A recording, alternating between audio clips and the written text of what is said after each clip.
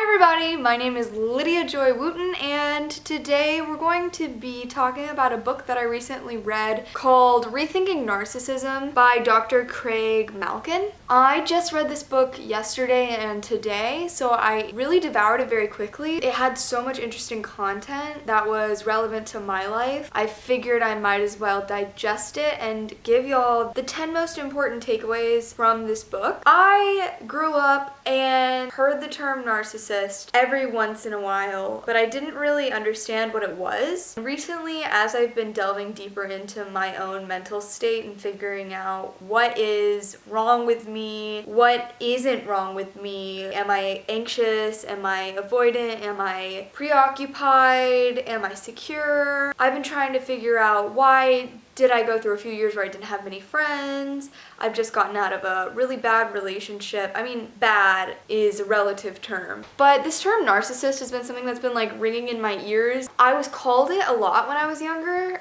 just because I had like a more self-oriented perspective on life. So I always thought that I was unfairly called a narcissist because I was told like I couldn't experience empathy when I can, and I know that I can because I can feel it. I recently figured it would be a good idea to do a deeper dive into narcissism, especially as I grow myself, to figure out if I am a narcissist, how can I help myself? If I'm not a narcissist, what is it that made people think that I was when I was younger? Also, I feel like I've been dating a lot of narcissists, and so I needed to, like research and do my due diligence on what a narcissist is, who's attracted to a narcissist, how to spot one, so on and so forth. I've been watching a lot of Dr. Raymani's videos. Her channel is so good. Her whole channel is just talking about narcissistic abuse, how to spot a narcissist, and all of this kind of thing. So I was doing my research on her channel, and then I found her books, and then in the recommended of her books is this book. And this book took a different spin on narcissism than I'd ever had heard any other person take. Reading the description, I was like, I need to go check it out. And that is what brought us to yesterday and today, me having read this book and having a brand new view on what narcissism is and how to use narcissistic qualities that I do have, aka self-interest and interest in living a fulfilling life, how I can use that as something that works for me rather than against me in my life. This book has really helped me understand narcissism. If you look up a narcissist test online, then you might find one that has you answering yes or no questions. Yes, I feel this way. No, I don't. It gives you two different statements and you can say which one of the statements is more like yourself. The problem with that type of test is that it oftentimes will say, I like to show off my body, or I hate my body. It's one side or the other, and they don't really deal with the nuance of the middle range, where you're confident but you don't care about it that much, or you appreciate having someone appreciate you but you don't need them to appreciate yourself. This book offers a different kind of test that gives you a scale of low-level narcissistic questions, middle-level narcissistic questions, and then highly narcissistic questions. And they don't tell you which ones you're answering when you're answering them. And so it ends up giving you more of a even idea of where you fall on the scale. And it's just a lot more nuanced, and I just ended up liking this a lot better. In addition to that, they talk about how narcissism is a spectrum, and how the middle ranges are where you find the most healthy people, and how the low is where you find the people who are so selfless, don't really know what they want in life, and so on and so forth, and they get uncomfortable with compliments. On the high end of the spectrum, you have the people who can't talk about anything but themselves, who can't feel empathy for others because it would make them question how special they are if other people can feel the same things that they can feel, and so on and so forth. This scale, I understand narcissism a lot better because of it, and I like it a lot better that it's on a spectrum and that the middle ones are the most healthy, because it takes into account self-esteem, having too much interest in self versus having a healthy amount versus having too little. Because narcissism, at the end of the day, is an interest in self. It's a measurement of how interested in yourself and your own prerogatives you are, and if it overpowers other people's or underpowers other people's. Now let's get into the 10 things that I like about this book, and kind of like the 10 takeaways that I appreciated learning from this book. Number 1. Oh, this is exactly what we were just talking about. Narcissism is a spectrum. Both the lack of and the overabundance of it is unhealthy. Basically, having too low of an interest in your own self makes you not able to even share your emotions with other people. And having too much of an interest in self makes you not able to properly digest the feelings of other people. So it's basically all about exchange. In healthy relationships, you need to be able to be honest with people about what you're feeling and also allow them to be honest with you and allow what they're saying to penetrate into your inner being. It's an exchange of energy. Number 2, we need each other and we need love. Honest expression and willingness to address and correct mistakes are the keys to maintaining secure relationships. We need each other. I think that I really liked this one because so often in the past few years, I've been willing to say I want to be independent. I don't want to have to rely on anybody. I don't want to have to ask anyone for help. But what I was forgetting is that people love people. People love people. And then the second part of this, honest expression and willingness to address and correct mistakes are the keys to maintaining secure relationships. He talked about how the only way to find yourself in the middle of the narcissistic spectrum is to allow yourself to be seen by expressing yourself honestly and finding people who accept you for the way that you are honestly expressing yourself. He says that by depriving other people of you and depriving yourself of connection with people who get you, you end up on one of the two ends of the spectrum.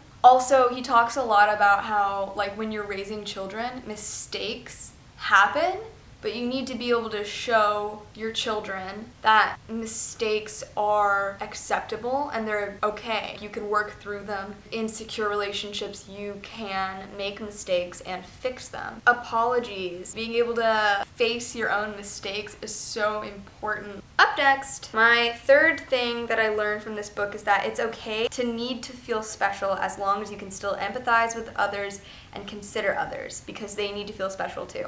So he talks about how feeling special is something that we all need to do, and we all need to allow ourselves to genuinely explore ourselves, our inner lives. If we aren't expressing ourselves honestly and allowing ourselves the indulgence of feeling special, then we might not be being honest with ourselves with what we need, because we all need to accept our specialness, and we all also need to not minimize other people's specialness, because we are all special.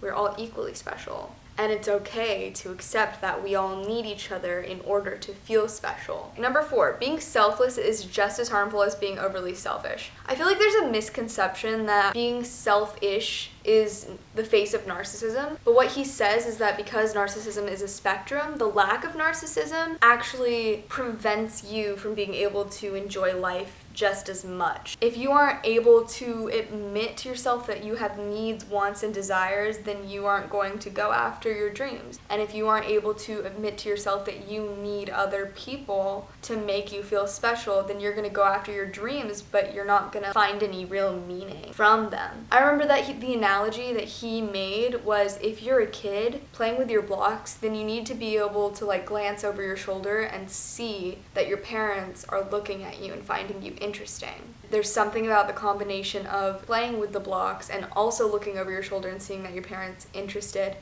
that keeps you in the perfect balance of life. The appreciation makes it special, and the accomplishment of being in your own mind playground and being recognized in your own mind playground keeps you balanced as well. And there's just something really special about the combination and the balance and getting to mix and appreciate the two.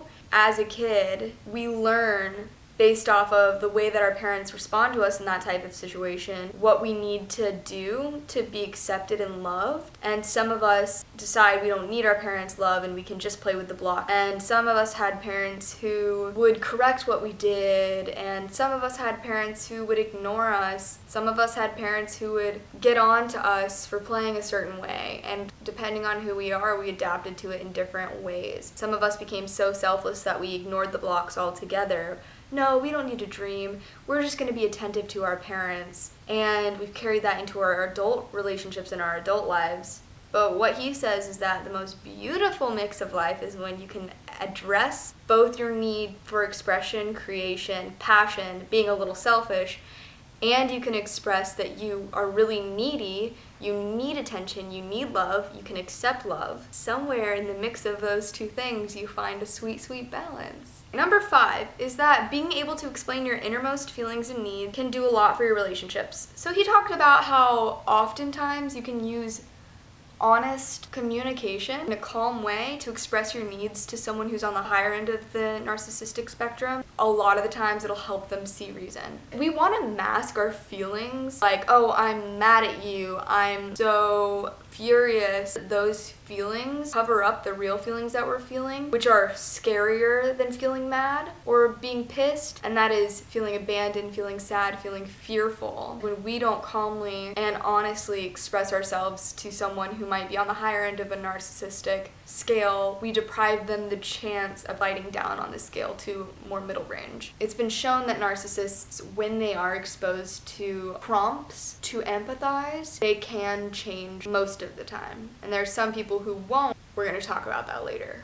He says, say stuff like, I feel hurt because I love you so much and I'm afraid that you're gonna go away if you don't call me. Being honest with someone can do a lot, is what he says. Number 6 is that here we go. Most narcissists aren't the devil, but a rare few are not capable of changing. He says if you don't feel safe in a relationship, then sometimes it's not worth it to go the extra mile of explaining honestly how you feel, and that it's always up to you to decide if someone is capable of change or not. It's never your job to explain to someone who won't hear you how you're feeling and how you want them to treat you.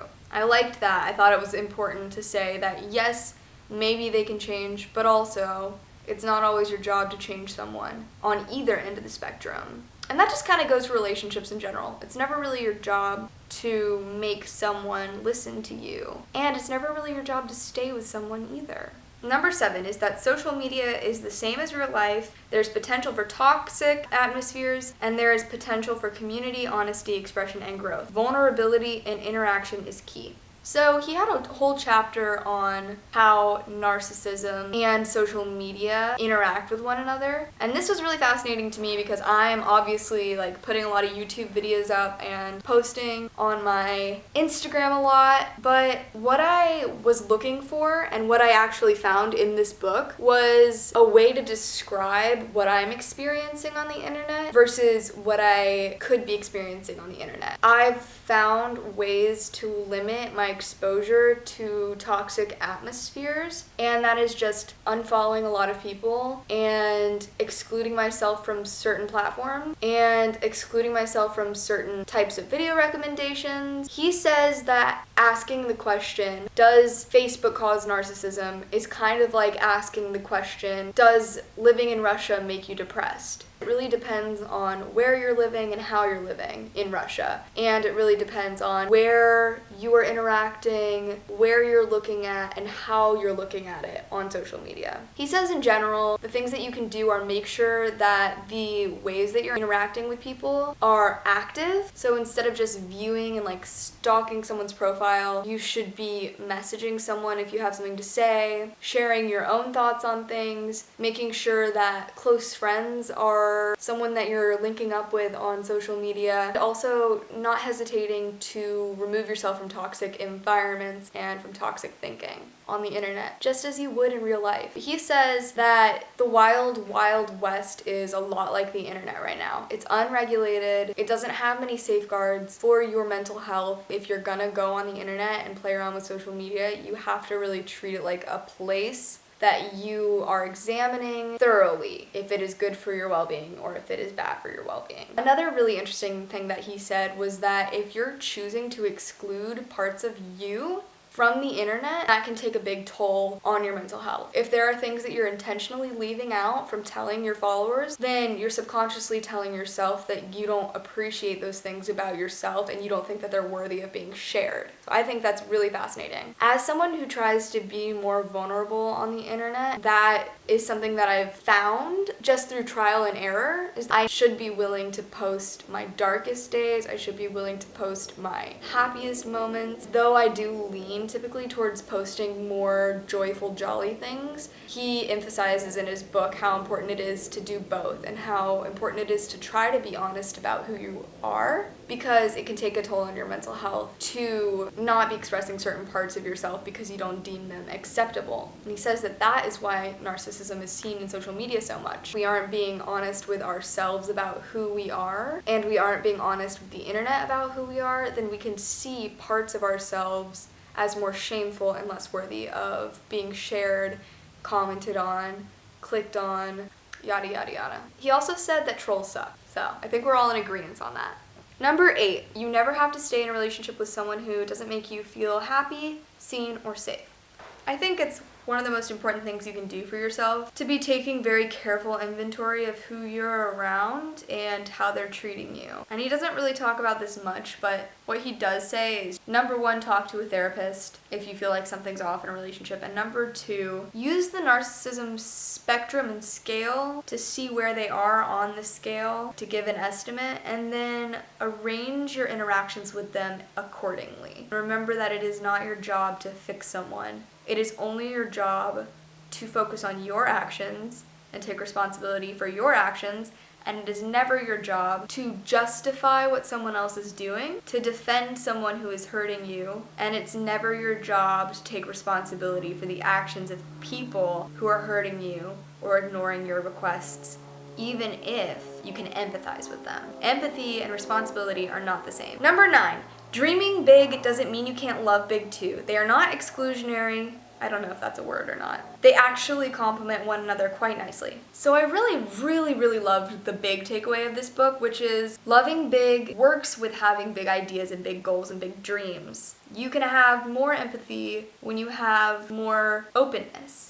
The kinder you are to yourself and the bigger that you dream, the bigger that you express, the more vulnerable you are, the more vulnerable you allow others to be, the more empathy you can have for others, the bigger dreams you can tolerate others having, because it won't pain you to see them dreaming big as well. Something I've recently started doing is whenever I see someone who I'm jealous of, I've been flipping it in my head to sheer excitement. I used to know this girl, we'll call her Dee Dee. Dee Dee was so beautiful and so happy and so loving and so vulnerable and expressive and in the moment, and I was just so jealous of her. But recently I've just been taking all of that like envy and realizing that it was really just suppressed enjoyment and suppressed future. I just wanted to have that life and to exist in the world in that vulnerable, beautiful, airy, free kind of way. I just switched my jealousy and my lack of indulging in my own dreams to make myself indulge in my own dreams even bigger and better, and to appreciate her even bigger and better. Actually, I think my empathy has to do with my ability to feel empathy for myself as well. I actually think I become a worse person when I don't allow myself to dream, or when I get too anxious about my own dreams. I feel like the more you judge yourself, the more you judge others as well. That's like the big takeaway of this book, is that you don't have to hate others to love yourself. And for some reason, narcissism works like that, where you're like, la la la, I can't hear you, I'm just gonna do my thing. Or you're like, oh my gosh, let me help you. Let me make your whole life perfect for you. But he's saying that happiness doesn't come from either one of those. It comes from, oh my gosh, let me help you, let me love you, let me be we love you, we are we. And then also, oh my gosh, here's what I want, this makes me happy, I'm indulging in this, and welcome to my life, and here's my truth, and there's your truth, and we're gonna be bold and beautiful and happy and sad all together. Oh, It just makes me cry, honestly. It's so sad and happy. Number 10, my final takeaway for this video is that sometimes we blame ourselves to avoid facing the fact that we need to leave the relationship because we don't want to lose the part of us that identified with being a girlfriend slash daughter slash friend of that person. So I think it's really interesting that he talked about this because I've experienced this myself. Sometimes when you're in a relationship with a narcissist or even with someone who is the opposite of a narcissist, who's like on the lower end of the spectrum, you think to yourself, maybe I'm asking for too much expression, maybe I'm not giving enough, maybe. And typically when you're thinking like this, you've already expressed your issues in the relationship and you've come to the point where you realize that, okay, it's either I blame myself and I take the blame on this, or it's the end of the relationship because they aren't changing for me and they aren't meeting me halfway. A lot of the times I think we will sometimes, after we've realized we don't have the option of working with our partner to figure it out or working with our parent to figure it out, we'll just start to blame ourselves for what is going wrong in the relationship because you realize that it's not going to be like a collaborative effort. And once you realize that the person who you are in the relationship with is not collaborating with you to make things better, and they're not being vulnerable with their needs like you're being vulnerable with your needs, the only way you can stay in the relationship and justify that to yourself is to blame yourself. Oftentimes people will get into relationships that are not collaborative. At the end of the relationship, they'll be fizzling out and they're blaming themselves, thinking maybe I didn't try hard enough, maybe I could help them become not a narcissist or have more narcissism if I were only to do this or that. But sometimes it's just you're blaming yourself because you realize that they're not going to work with you, and that's the only way you can preserve that part of your identity, the part that was invested in them and the part that had this person who cared about you. And that hits hard because I've been there. Tons of us have been there because we live in a world of people who are insecurely attached and don't know how to love correctly yet. But if we all look out for ourselves and we all look out for one another, I'm hoping that we can dive into a world where we're all a little more securely attached and at least we can talk about it openly and honestly. That was number 10. Comment down below which one of these points resonated with you the most, which one's the one that you're still thinking about, / you needed to pause the video and take a moment. Or comment down below where on the spectrum you think you are, 1 to 10, or just say hello to me. Let's build a community of non-toxic interaction. Let's build a healthy community on this channel. And I love y'all so much. I need you so much. I need your recognition so that I can continue to do this thing on YouTube that I love to do and also receive appreciation from y'all. Because I'm a 4. At least that's what the narcissistic test said. I hope you enjoyed this video. Make sure you subscribe to me because I'm gonna be doing lots of videos this year. It's a new year. I'm stepping up my YouTube game. That's all. Bye.